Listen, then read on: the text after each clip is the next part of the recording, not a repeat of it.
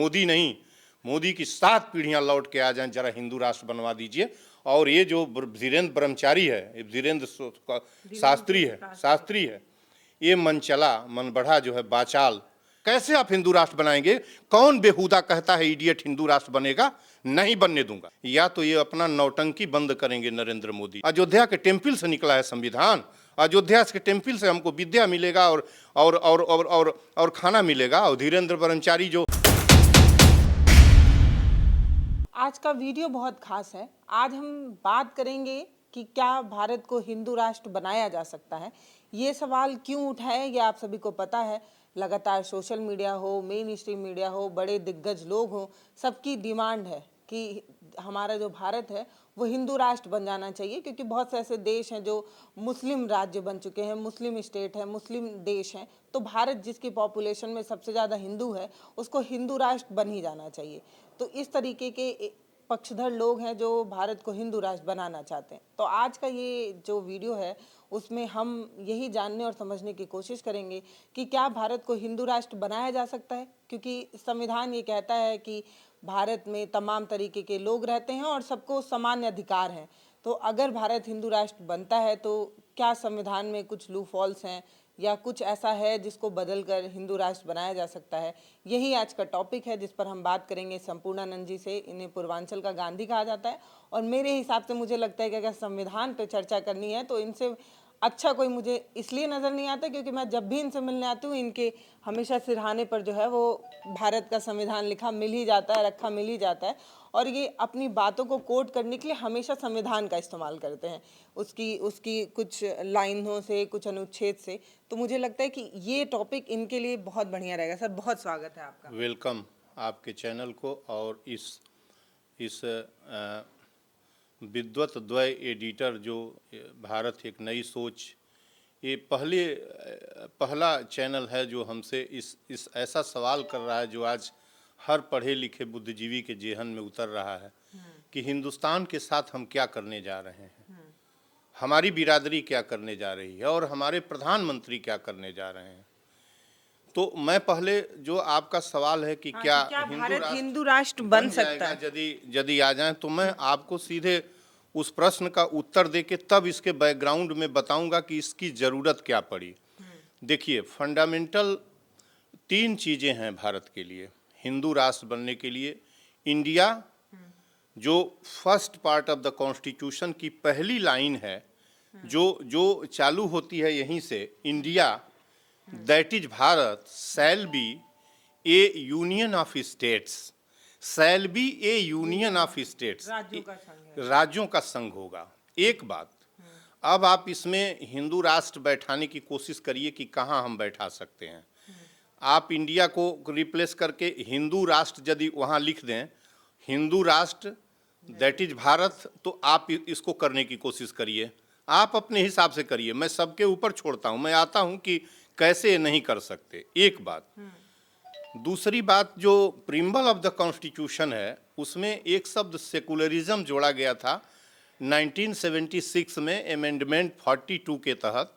उसमें secular states का concept दिया गया और उस सेकुलर स्टेट्स के कॉन्सेप्ट को द ऑनरेबल कोर्ट, जो सुप्रीम कोर्ट ऑफ इंडिया है, उसने क्या किया, उस पर मुहर लगा दिया। SR Mumbai versus union states, union Bharat सरकार के बीच का जो मुकदमा था, उसके तहत उन्होंने कहा कि नहीं, सेकुलरिज्म तो सेकुलर स्टेट्स है और बिफोर इंडिपेंडेंट, बिफोर रिपब्लिकन ये सेकुलर स्टेट है, इस पर आप चोट नहीं पहुंचा सकते।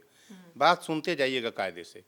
तीसरी जगह मैं आता हूं कि यदि आपने हथौड़ा बजाया तो जो लेकिन preamble of constitution fundamental part of constitution नहीं है, ठीक है ना, ठीक है ना। जो प्रिम्बल ऑफ कॉन्स्टिट्यूशन है वो संविधान के बाहर है, किसी क्लाज, किसी पार्ट में नहीं आता। पहला पन्ना जब कॉन्स्टिट्यूशन का एक कॉन्स्टिट्यूशन का ग्रंथ है, देखिए इधर थोड़ा कैमरा घुमा दीजिए ब्रिजेंद्र जी, ये कैमरा इधर करिए, देखिए ये कॉन्स्टिट्यूशन है। सब लोग नहीं देखे हैं, कुछ पढ़े लिखे लोग जानते हैं, दिखा इसलिए रहे हैं कि जो लोग नहीं जानते हैं वो भी जान लें कि कहाँ लिखा है प्रिम्बल ऑफ कॉन्स्टिट्यूशन। अब प्रिम्बल ऑफ कॉन्स्टिट्यूशन जो लिखा है वो यहाँ लिखा है, देखिए ये लिखा है, पार्ट फर्स्ट ए कॉन्स्टिट्यूशन का है। देखिए पार्ट फर्स्ट यहाँ लिखा है ना, आया कैमरे में, और ये है देखिए, ये कॉन्स्टिट्यूशन के बाहर है, देखिए प्रीम्बल ऑफ कॉन्स्टिट्यूशन। यह, इसको मैं लाइट हाउस ऑफ कॉन्स्टिट्यूशन कहता हूँ। ये प्रकाश घर है पूरे संविधान का, यहीं से सब निकला है, सब कुछ यहीं निकला है। We the people of India having solemnly resolve to constitute India into the sovereign socialist secular democratic republic and to secure to all its citizens, क्या क्या, जस्टिस, लिबर्टी, इक्विलिटी, फ्रेटर्निटी, ठीक ना, in our constituent assembly this 26th day of November 1949 to hereby adopt, enact and give to ourselves this constitution। इसमें secularism शब्द जोड़ा तो गया यहाँ 76 में, मूल रूप से नहीं था, लेकिन उसी में जब व्याख्या उसकी होने लगी तो इस और मैं तो कहता हूँ कि रिपब्लिकन के पहले नहीं, यह और भी पहले से, यह जब से ये भारत है, जब से भारत है, जब से, अभी मैं आता हूं, पहले आपको दे दूं कि कांट बी चेंज्ड। ये जितना भी अफवाह देख रही है ना, यह इस देश को न जाने कहां ले जाने की कोशिश हो रही है, और इसके सॉवरन नेचर पर हैमर किया जा रहा है। सॉवरन जो उसका सॉवरेंटी है, हमारी unity, integrity and sovereignty, ultimately that will break down, बचेगी नहीं। आप कहते रहिए, आप उसको तोड़ना ही तोड़ना है। हम क्यों स्वीकार कर लेंगे आपका हिंदू राष्ट्र? हम 20% इस्लाम वाला, हम तो हिंदू हैं, ठीक है, 20% वाला क्यों इस तरह से स्वीकार करेगा? उसको तो संविधान मिला हुआ है, दुनिया जानती है संविधान मिला हुआ है। तो जो प्रिम्बल ऑफ द कॉन्स्टिट्यूशन है, अकॉर्डिंगली उसके भी आप नहीं चेंज कर सकते जब तक कि आप उसमें भी चेंज न कर लें। उसको चेंज करना आसान है, लेकिन फिर सुप्रीम कोर्ट ने इस पर मुहर लगाई हुई है, फिर वो एक बात बचेगा। अब तीसरी बात पर मैं आता हूँ, फंडामेंटल राइट पर। वह क्या है संविधान का? वह मौलिक हिस्सा है संविधान का, मूलभूत है, मौलिक हिस्सा नहीं, fundamental part of the constitution है, बेसिक है। उसमें चेंज नहीं कर सकते, चेंज करेंगे भी उसके लिए विशेष प्रोविजंस है कि टोटल जो मेंबर्स ऑफ द पार्लियामेंट्स हैं उनका 2/3 of total member of parliament, और जो वोटिंग होगी उसका भी 2/3। ये नहीं कि 50% या जितने कोरम है उसको मिनिमम पर ना, उसके बाद वो प्रेसिडेंट का साइन तो सब पर होता है, उस पर होगा।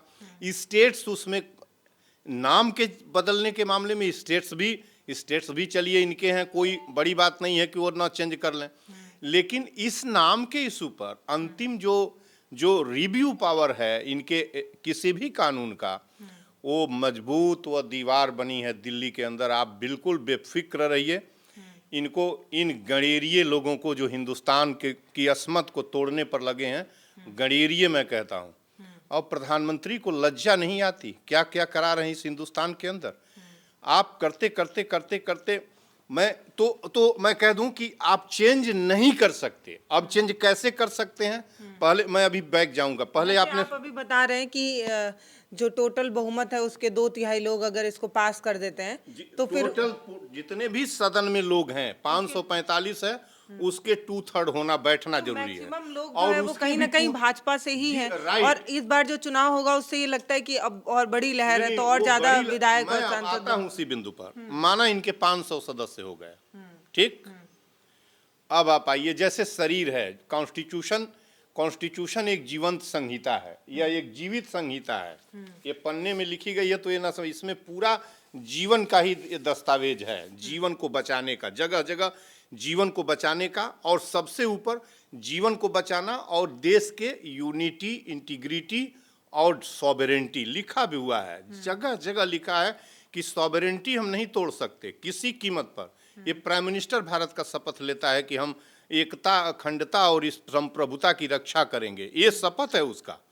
और जब वो कोई कहता है पीएम कि हम सब हिंदू राष्ट्र बनाएंगे, तो वो क्या कहना चाहता है? हमसे एक दो लोगों ने कहा कि भारत के ही अंदर हिंदू राष्ट्र, भारत रहेगा उसमें हिंदू राष्ट्र, कोई मतलब तुम्हारा नहीं है, तुम क्यों ऐसा काम करना चाहते हो? तो जो आप कह रही हो उसको मैं कनेक्ट कर दूं कि इनके 500 सदस्य हो जाएं, ये पास कर लें, ठीक है ना?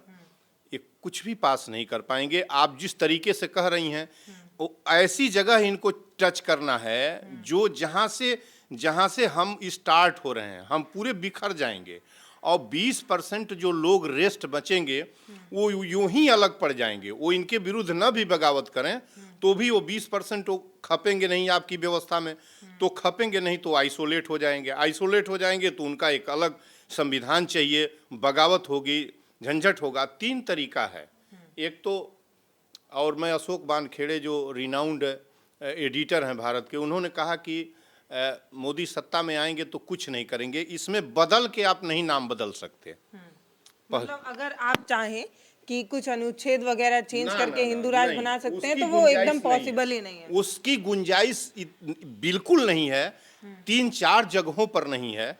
फंडामेंटल राइट के जो हमारी इक्विलिटी है, राइट टू इक्विलिटी है, उसमें 5 ऐसी बातें लिखी गई हैं जैसे स्टेट डिस्क्रिमिनेट नहीं करेगा, किसके आधार पर? On the ground of religion, race, caste, sex and birth. इसके आधार पर आप डिस्क्रिमिनेट नहीं करेंगी, ठीक है ना?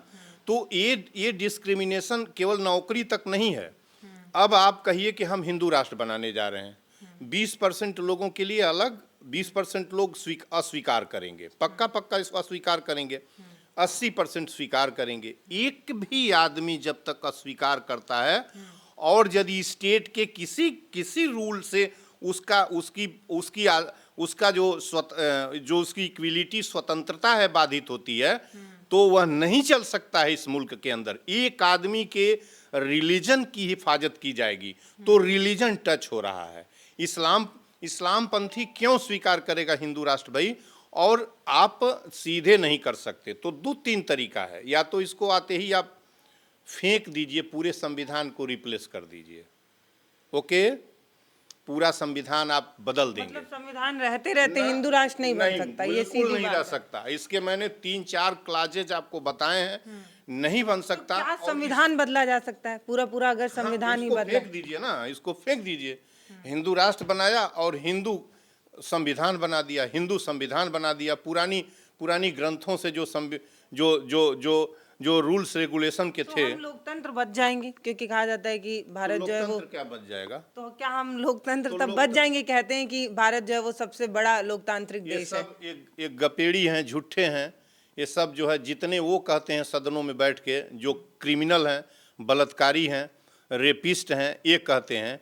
और इस देश का जो मुखिया है, इस देश का मुखिया, मैं नहीं कहता हूँ कि किस सुब्रमण्यम स्वामी इनके लिए जिन शब्दों का इस्तेमाल करते हैं, ये इनको विचार करना चाहिए कि इतना बड़ा पॉलिटिशियन, दुनिया का हार्वर्ड का पढ़ा एक अर्थशास्त्री, पीएचडी, और आपको क्या कह रहा है? आपके जू नहीं रेंग रहा है? आप भारत को उसी भारत का अनाज खा के और भारत की अस्मिता पर आप हाथ आँच देख रहे हैं, केवल सत्ता में बैठने के लिए। शर्म नहीं आ रही है? और मैं आपको बता दूं कि जब तक ये प्राण है इस शरीर के अंदर, मेरे निजी तौर पर, ये शांतिवन पुस्तकालय है, इसमें प्रोसीडिंग्स है, डिबेट्स हैं, कॉन्स्टिट्यूशनल डिबेट्स के 11,000 पन्ने हैं, जो संविधान बना वो भी रखा हूँ, मूल कापी रखा हूँ। किसी की हिमाकत मैं नहीं बनने दूंगा हिंदू राष्ट्र, अकेले नहीं बनने दूंगा महात्मा गांधी जैसे। बनेगा कैसे? और इस्लाम पंथी और हिंदू और सनातन पंथी जो दोनों हैं, जो एक साथ हिंदू लोग, ये सब ये हिंदुस्तान की मिट्टी में दोनों का खून है, दोनों बराबर हैं। और भारत जैसा, अब मैं आता हूं कि इसकी अभी आप बता रहे हैं कि संविधान रहते रहते तो नहीं बन सकता, नहीं बनकर, तो क्या संविधान, इस पूरे संविधान में कोई ऐसा चीज लिखा है कि जब कभी भारत के लोगों को संविधान की इच्छा ना लगे या उनको लगे कि अब जरूरत नहीं है संविधान की, तो इसको खत्म या नष्ट किया जा सकता है? ऐसा कुछ है संविधान में लिखा हुआ? ये तो गणेरिये जब भी चाहेंगे इसको बदल सकते हैं। लेकिन मैं इस संविधान पर इतना ही कहूँगा कि आज से 74 साल पहले संविधान जो हम लोग स्वीकार किए हैं 1950 में, ये संविधान, मैं और आगे बात करूंगा कि आने वाले टाइम में ये सब मिट जाएंगे और ये संविधान दुनिया में इस संविधान का नायाब संविधान है। इसकी प्रत्येक पंक्तियों में मनुष्यता की रक्षा और जब तक चांद सूरज रहेगा, ऐसा बनाया है उस महापुरुष ने, और जिन लोगों ने भी मिल के बनाया है उनको असिस्ट किया है, 297 लोगों ने मिल के बनाया है। लेकिन उस समतावादी पुरुष, महापुरुष ने, जिनकी मैं तस्वीर की पूजा करता हूँ, जिनकी तस्वीर की पूजा करता हूँ, क्या इसकी प्रत्येक पंक्तियाँ केवल मनुष्यता की रक्षा, समानता, लोगों के बीच समानता, जीवन की रक्षा प्रत्येक पंक्तियों में की गई है, और कभी ये रेलिवेंट नहीं हो सकता ये जब तक चांद सूरज रहेगा। और इसमें छोटी छोटी ज़रूरतों के अनुसार जो अमेंडमेंट जो कहती हैं आप, उसका प्राविधान किया गया है कि तुमको ज़रूरत जो पड़े कि हाँ इसमें चेंज करना है, इसमें चेंज करना है। बेसिक क्या कर सकती भाई, भारत एक राष्ट्र है, भारत एक राष्ट्र है। इस ये आज नहीं, आज से तो है नहीं। अब मैं यहीं आपको बता दूं कि इसको चेंज कैसे क्यों नहीं कर सकते। भारत राष्ट्र आज से नहीं है। मैं हिस्ट्री का स्कॉलर हूं, और इन लोगों को मालूम नहीं जो ये जो पाखंडी और धूर्त हैं हिंदुस्तान के। ऋग्वेद की ऋचाओं में भरत जन का उल्लेख है, भरत जन, ठीक है ना। सबसे पुराना ग्रंथ है अब तक जाना हुआ। पौराणिक लोग कहते हैं कि वेद जो है 1 अरब 97 करोड़ कुछ लाख वर्ष पुराना है। मैं इंडोलॉजी और आर्कियोलॉजी का विद्यार्थी हूं, तो हमारी डेटिंग कहीं ऋग्वेद की 1500 ईसा पूर्व के आसपास बैठती है, और आज से जोड़ेंगे तो 3700-3800 साल पहले इस ग्रंथ की बैठती है। जब से सभ्यता का उदय हुआ, ठीक है ना, तब से भारत भारत के रूप में जाना जाता है। एक बात नोट करिएगा, दुनिया के क्षितिज पर तब से भारत भारत के रूप में जाना जाता है। भारत भारत के रूप में ऋग्वेद की पंक्तियों में भरत जन का उल्लेख है। महाभारत ग्रंथ का नाम सुनी है ना। महाभारत क्या है? महाभारत माने महान युद्ध, सबसे बड़ा युद्ध। भारत, वो भी भरतवंशियों का ही युद्ध था, और भारत के भूमि पर था, भारत ग्रंथ था।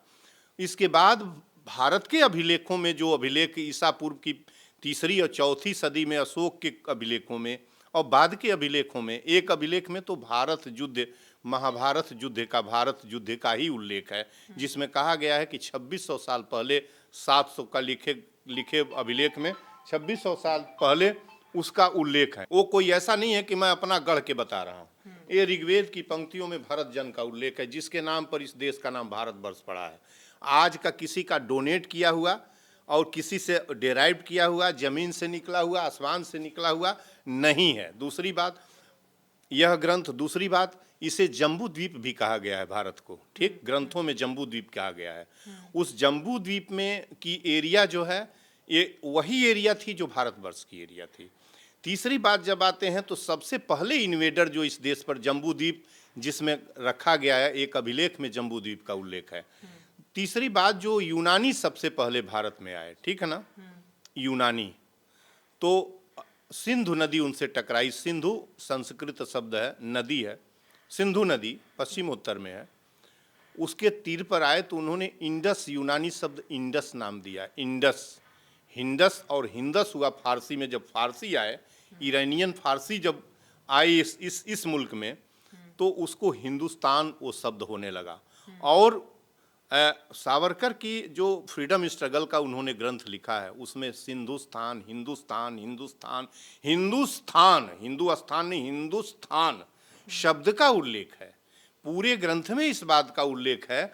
और इस जो हिंदुस्तान उल्लेख, जब हिंदुस्तान हुआ है, तो यह हिंदुस्तान हिंदू मुसलमान की जमीन के लिए सामूहिक रूप से उल्लेख हो रहा था। इसमें आप अब अच्छा, हिंदू राष्ट्र कहाँ से इस बीच आ गया?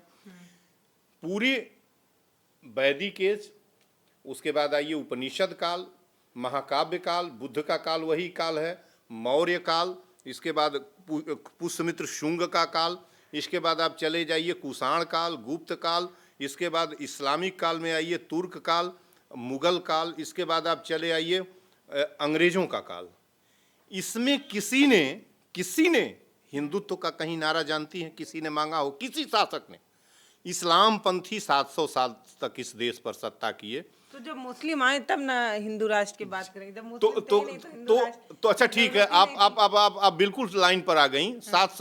1707 में चले, खत्म हो गया ना मुस्लिम राष्ट्र, ये तो पता है ना, औरंगजेब की मृत्यु के साथ। 1757 में फ्लासी के युद्ध, आपको नहीं मालूम होगा, फ्लासी के युद्ध में, फ्लासी और बक्सर के युद्ध में क्लाइव जीत कर जब बंगाल, बिहार, उड़ीसा की दीवानी ले ली और लगभग आधा हिंदुस्तान पर कब्जा कर लिया, ठीक है ना। और वहां से लेके 200 साल 1947 से 200 साल राज किए ना, क्यों नहीं उन्होंने हिंदू राष्ट्र बना दिया? हमें बताइए आप जरा। आप कह रही हैं क्यों नहीं बना दिया? और इस्लाम आ गए 1100 में आ गए, 1044 1100 रख लीजिए, 1100 में और 1200 रख लीजिए इल्तुतमिश का काल, मोहम्मद बिन ऐबक के काल रखिए 1200 स्टार्टिंग, ऐबक से लेके 1707 तक इस्लाम पंथी थे ना, क्यों नहीं इसको इस्लामिक राष्ट्र बना दिए? हम आपसे सवाल कर रहे हैं। उनसे प्रचंड सत्ता किसी की नहीं थी था। बलबन के राजत्व में ये था कि नंगी तलवार लेके दरबार में बैठे रहते थे, और ये था कि कोई सरदार जो है उसकी शक्ति को बराबर नीचा दिखाते रहो, इतना आतंक उसके सत्ता का था, सभी मुस्लिम शासकों के सत्ता का आतंक का। क्यों नहीं इस्लामिक राष्ट्र बना दिए? हमें अब सवाल आपसे कर लें। देखिए आज जो कुछ हो रहा है इस देश में, 2014 तक क्यों नहीं बन गया? अब चलिए हम वो बहुत पीछे नहीं जाते हैं, 1947 से लेके 2014 तक, जब मनमोहन सिंह इस देश के पीएम थे, तब तक हिंदू राष्ट्र क्यों नहीं बन गया? आप हमें बता दीजिए।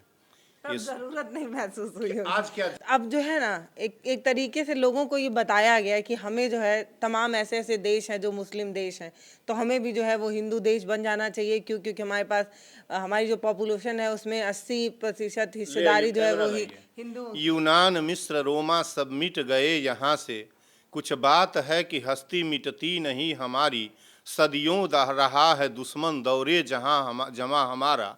ये इकबाल की पंक्तियाँ थी, जो प्रो नेशनलिस्ट थे भारत के, बाद में वो पाकिस्तानी हो गए थे, और बंगे दरा में मुस्लिम लीग की स्थापना के बाद 1908 में पंक्तियाँ उन्होंने लिखी थीं, कुछ काबिल बात में लिखी थीं, और हम पाकिस्तान की श्रेणी में शामिल हो जाएंगे। पाकिस्तान है ना इस्लामिक राष्ट्र, पता है ना आपको? हाँ, तो हम पाकिस्तान की श्रेणी में, हम अब आज हिंदू राष्ट्र घोषित कर दें तो हम पाकिस्तान को कैसे हम पाकिस्तान को मसलेंगे? पाकिस्तान हमारे सामने क्या खड़ा हो सकता? अब तमाम चीज़ों पर हमारे बराबर है, कुछ हम उससे अधिक नहीं है, बहुत सारे अधिक नहीं हैं, लेकिन सत्य, अहिंसा, राष्ट्र और सेकुलरिज्म हमारा, उतना ही सम्मान मोहम्मद पंथी को भी हिंदुस्तान में मिलता है। आज ये लोग आके कत्लेआम जो खुले तौर पर इस्लाम पंथियों के साथ इस देश में भेदभाव हो रहा है, मुझे कहने में कोई हर्ज नहीं है, और इस देश के साथ अच्छा नहीं किया जा रहा है। मैं बार बार कह रहा हूँ कि इस देश के, अरे 2014 तक क्या बात थी कि इस तरह का अफवाह नहीं था और इस तरह का कुछ नहीं था। आपका हिंदू राष्ट्र, आपसे सवाल मैं कर रहा हूं कि 14 के बाद ही आज हिंदू राष्ट्र कहां से आ गया? तो आप जवाब तो हमको दे नहीं पा रही हैं, आप नहीं दे पा रही हैं। मैं जवाब दे रहा हूं कि सत्ता की भूख मिटाने के लिए सारे हथियार आजमाए जा चुके हैं। आपने इस देश को बेरोजगारी में ढकेल दिया है। गरीब 80 करोड़ गरीब 5 किलो अनाज में अपना जीवन तलाश रहा है, उसको अनाज दे रहे हैं, वो खुश है, वो जानता है कि चलिए आपने पहले उसको भिखारी बनाया और उसने अब आज उसको 29 करोड़ लोग जो है 2014 में गरीब थे, आज 80 करोड़ हैं। 22 करोड़ कुपोषित हैं, बर्तन में जिनकी तरकारी तेल में नहीं बनती है, उनके घर में बच्चे और लोग दाल नहीं खाते हैं, पानी, रोटी, नमक खाया जाता है, ठीक है ना। और उसके बाद बेरोजगारी, गरीबी, महंगाई, बलात्कार, हिंसा, भय, जितना भी कुछ हो सकता है, कुछ भी मैं नहीं कह रहा हूँ, ये पसरा हुआ है। प्रत्येक बच्चा हिंदुस्तान का देखता है कि मणिपुर से लेके और हरियाणा तक, और कहाँ नहीं हुआ, कहाँ नहीं सड़कों पर हुई। गुजरात में किस तरह की बलात्कार की दुनिया की इतिहास के पन्ने में दर्ज है, उसका उसके बिल्किस के साथ का जो केस इतिहास के पन्ने में दर्ज है, पूरब से पश्चिम तक। इनके ये हिंदुस्तान में क्या रह गया है? तो अब ये आजमा चुके हैं। इनको ये सबसे अच्छा लगा कि अब 80 बनाम 20 कर दो, साफ कर दो, और इन्होंने अयोध्या का चयन किया। पत्थर में से क्या मतलब है भगवान का? भगवान हमारे पास राम, हमको तमाम गालियां दी गई, राम हमारे दिल में बसा हुआ है, हम पत्थर में भगवान को कैसे तलाश सकते हो? तो हम विरोध करेंगे ही। तो यह आज सत्ता में आने का नरेंद्र मोदी इस देश को, और ये सब बेकार है सारा, ये जो बजाना करना, नरेंद्र मोदी को इस देश की सत्ता से जितना जल्दी सभी लोग मिलके 142 करोड़ लोगों से मैं आपके चैनल के माध्यम से कश्मीर से कन्याकुमारी और भुर्ज से लेकर असम तक के लोगों से अपील करता हूं कि सब कुछ नफरत छोड़ के इस नरेंद्र मोदी को, जिनका पूरा पास्ट अतीत हिंसा। ये एक आखिरी बात बताइए, क्या नहीं, हमको कह लेने दीजिए, हमको मैसेज आई है इंटरव्यू लेने, तो हमको मैसेज डिलीवर करने दीजिए। नहीं, लोग शिक्षित नहीं है, लोग नहीं समझ रहे हैं इस धूर्त का। ये धूर्त है, भारत का प्रधानमंत्री धूर्त है, भारत का प्रधानमंत्री धूर्त है। सुब्रमण्यम स्वामी ने इनके लिए जो जिन शब्दों का इस्तेमाल किया, उनको मैं कहना नहीं चाहता। धूर्त हैं, झूठ बोलते हैं भारत के प्रधानमंत्री, झूठ बोलते हैं। हिंसा इनके हिंसा शहर में, दिल्ली में जिस दिन पार्लियामेंट के अंदर शंगोल लेके उद्घाटन कर रहे थे पार्लियामेंट में, और वायसराय हाउस में द्रौपदी मुर्मू, ऑनरेबल द्रौपदी मुर्मू बैठी हुई थी, न जाने किस टीवी पर देख रही थी। बेटियां सड़क पर घसीटी जा रही थी, मारी जा रही थी, उनके सीने पर मैंने सीने पर पैर सिक्योरिटी को मैंने देखा है। यहाँ से घर बैठे सीने पर पैर रख के उठा के बेटियों को ले जाया जा रहा था 28 मई को। कैसा प्रधानमंत्री इस देश का है, और इसको हम कबूल करने बैठे हुए हैं 142 करोड़ लोग। इसको सत्ता से भगाना चाहिए। पूछिए सवाल, क्या पूछ रही हैं आप? वही मैं पूछ रही हूँ कि क्या संविधान को खत्म करके दूसरा कोई संविधान लाया जा सकता है? कोई संविधान मैं खत्म करा लीजिए। मैं संपूर्णानंद मल इस शांतिवन लाइब्रेरी से अपनी माँ के नाम पर 2200 पुस्तकों की लाइब्रेरी है। गूगल मुझे पूर्वांचल गांधी, मेरे प्राण है तब तक मोदी नहीं, मोदी की 7 पीढ़ियां लौट के आ जाएं, जरा हिंदू राष्ट्र बनवा दीजिए। और ये जो धीरेन्द्र ब्रह्मचारी है, धीरेन्द्र शास्त्री है, ये मनचला मन बढ़ा जो है बाचाल, इसको विद्या अर्जित करनी चाहिए। इसको समझना चाहिए कि हिंदू शब्द कहाँ से आया, राष्ट्र शब्द, हिंदू राष्ट्र क्या, हिंदू का ही मतलब तुम्हारे पास नहीं है। और राष्ट्र क्या होता है, नेशन क्या होता है, कितने लोग जानते हैं? पूरे देश में 142 करोड़ में शायद एक करोड़ भी लोग राष्ट्र की परिभाषा न बता पाए। 1 करोड़ भी। राष्ट्र में एक सुनिश्चित भूभाग हो, और जहां लोग रहते हों, और जिनकी बनी बनाई एक संहिता कानून हो और न्याय की व्यवस्था हो, वो राष्ट्र है। राजा इसलिए नहीं होता था, उसके पास भी एक भूमि थी, लेकिन राजा का निजी कानून था, राजा का निजी व्यवस्था चलती थी, राजा सब कुछ करता था। यही राष्ट्र है। और राष्ट्र यह राष्ट्र इनके नरेंद्र मोदी का दिया हुआ राष्ट्र है क्या? इस राष्ट्र को पाने के लिए न जाने कितने लोग अनगिनत लोग शहीद हुए। भगत सिंह, सुखदेव, राजगुरु, बिस्मिल, अशफाक, रोशन, राजेंद्र लाहिड़ी, मदन लाल ढींगरा, उधम सिंह, चंद्रशेखर आजाद जैसे लोग फांसी के फंदे पर लटके हैं, तब यह राष्ट्र मिला हुआ है। और राष्ट्र भारत जैसा, भारत कहते ही कलेजा फूल जाता है। पूरी दुनिया जानती है, पयोधी से लेकर पृथ्वी पर जितने भी लोग हैं भारत को जानते हैं। आपको भारत कहने में जोश आ रहा है, वो जोश आता है। जैसे आपको भारत कहने में जोश आ रहा है, वैसे ही वहाँ पे लोगों को हिंदू राष्ट्र कहने में जोश नहीं आ रहा है। वो जोश नहीं आ रहा है। वो बता तो रहा हूँ कि वो इतने ऐसे लोग हैं जिन्होंने कभी विद्यालय का, कभी पुस्तकों का मुंह नहीं देखा। चोर हैं, लफंगे हैं, बदमाश हैं, चाटुकार हैं, धूर्त हैं, बलात्कारी हैं, चांडाल हैं, जितने भी कहा जाए। शिक्षा नहीं पाए हैं, अपने माँ बाप की इज्जत नहीं कभी किए हैं, अपने माँ बाप को गालियाँ दिए हैं, मंदिरों में जाके शीश नवाए हैं।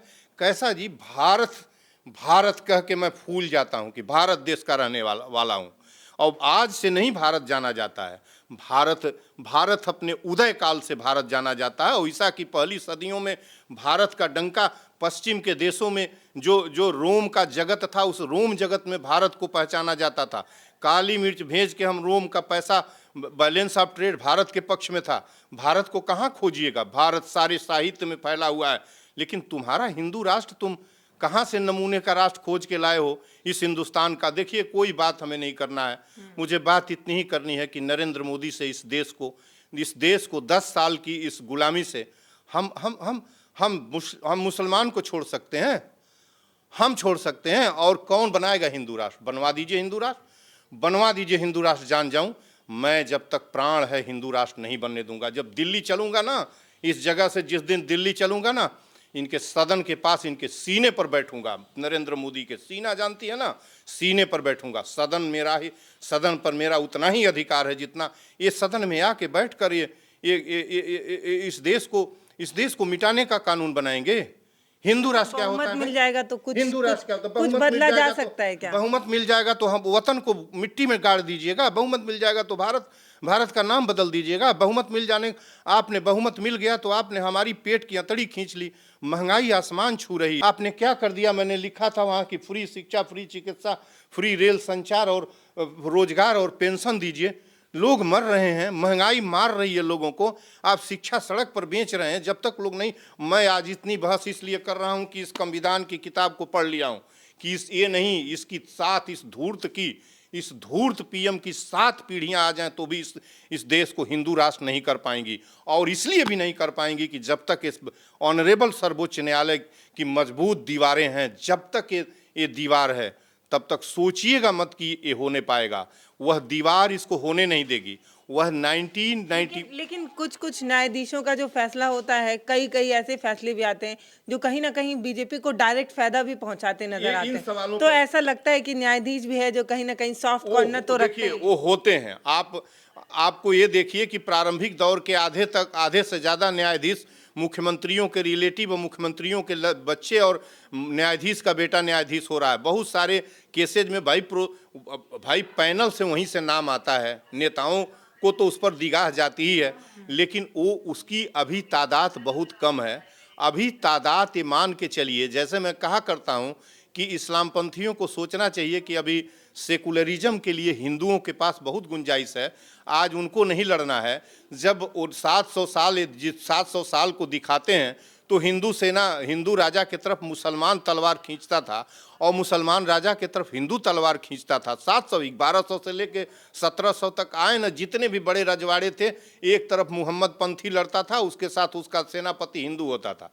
ये इतिहास है। तब इस्लाम की किसी की हिमाकत नहीं थी। अकबर की, शाहजहां की, जहांगीर की, शाहजहां की, औरंगजेब की, किसी की हिमाकत नहीं थी। बलबन, अलाउद्दीन, किसी की नहीं थी। हिंदुस्तान को मुस्लिम राष्ट्र घोषित कर दे, इस्लाम पंथियों का देश घोषित कर दे, और अब किसकी हिमाकत है? और हिंदू पंथी ये जिस जगह से आए हुए हैं उसका क्या होगा? हम मान लें कि सरजू के उस पार के जगह से, अयोध्या के मंदिरों से निकला हुआ राष्ट्रवाद हिंदू राष्ट्रवाद आपको प्रताड़ित कर रहा है, तो सौराष्ट्र के उस जगह पर जहां शक्कों का और शातवाहनों का, एक ब्राह्मण और एक विदेशी खून जहां जम रहा था, राजस्थान के उस रेगिस्तान का क्या होगा जहां इस्लाम पंथियों का और राजपूतों का खून जम रहा था?